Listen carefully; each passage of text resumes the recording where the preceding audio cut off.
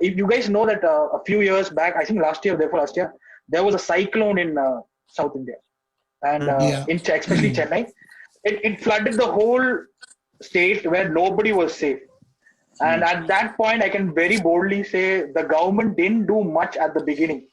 And the people who came into saving people are not a one religion, not an organization, not from the government. They were uh, different sort of people: Muslim, Sikh, Christianity. Every sort of religion. They came to save people, bringing boats in it. But what when we see when we understand when we were small, we would taught that no, you don't. Those type of people are different. This type of people are different. This kind of people are very rude and shrewd. Don't go. Be friends with them. We've been taught to conserve ourselves into our community and into our thing. So when we were in trouble, when nobody was there, the only one thing that come and helped us was humanity. Yes. Religion was not in play. Nobody was. So when I saw people, you guys know, like there are a lot of people in South, like there are Pakistanis, there are other state people, other religion people walking into not wearing any safeguards, but walking into the water, going swimming and taking grandmas out, pregnant ladies out, taking into the hospital, getting to refugee places where they can be saved. See, that is the whole point of why we are living here for. We are not constrained with religion. We are constrained with the love. Okay, that is one incident that shook my mind, saying that not everybody is on a very conservative or so what do you say, unstructural thinking. Everybody is filled with love. Everybody will experience love. Everybody will experience hate. So that incident, not only once, every year during December, there's some sort of calamity that coming up to especially Chennai, Kerala, but yet this point comes in forward. This point comes over that no matter who you are, people are always there to help you out. And my second incident was like when I was in Muscat during my 9th standard. I was part of a football team and I loved football in my school. And after a football match practice, I came back. I don't know if you guys know. I think Sonia will understand. Royal Hospital, that turning, that time there was construction going on there. So we had to walk on the road, not on the footpath. Footpath was going construction. And a car came and hit me and went off. And I spinned. I had a broken jaw, rib broken, and my leg was fractured.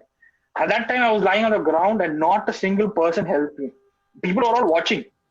There are workers, there are people stopped the car, they're all watching. But when I'm crying, I'm not able to speak properly. I'm like, help, I'm shouting. Nobody came up to me. They were all standing there. I mean, they were government officials, they were construction workers. They were actually safety officers who were supposed to take care of all this, standing and watching. So all the people at responsibility did not do anything. But a guy stopped he was driving a taxi, stopped, and he was a Muslim. He stopped his car, got down, and I was actually a little heavy, a little taller than him. He picked me up and put me in the car, drew me to my home. And not only to my home, when my mom saw me, she started crying. He picked my mom and took me to the hospital and admitted me until I was out, means like, safe. And, I was like on my first aid. He was still there. And he said, be safe. And he went off. Till today, I don't know his name, but I know his face. Because there were a lot of people there. There were people who were supposed to be responsible, did not take action.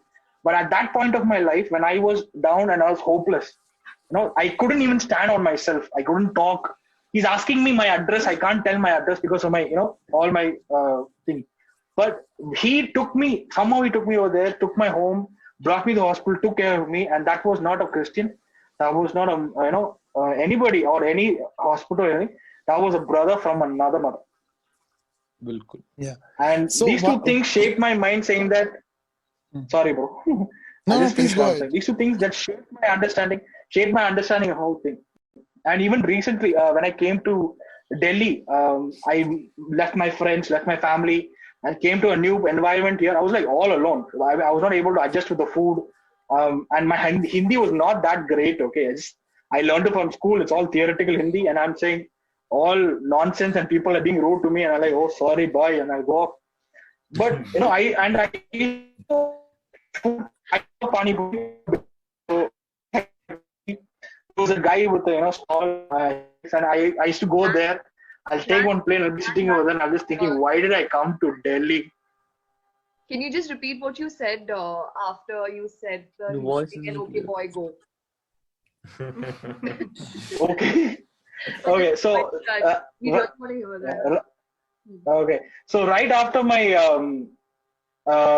like I was like after my office times, I used to go to my PG where I stay, and then behind that PG there was a guy with a stall, pani puri and bel puri. So I am a guy who loves all that chaat and all.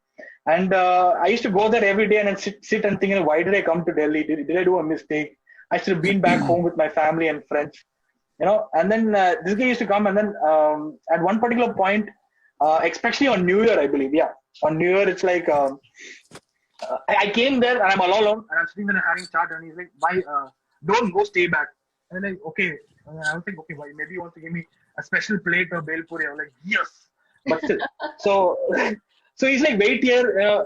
So he closed down his shop. He brings his family, and his house is right opposite the road. And we went there, and they bring a table, they bring a candle, they bring plates, and I was like, what is they doing? He's like, I never expected bel puri. So it'll be only this much. This guy brings this much big plate, and I was like, what are you going to do?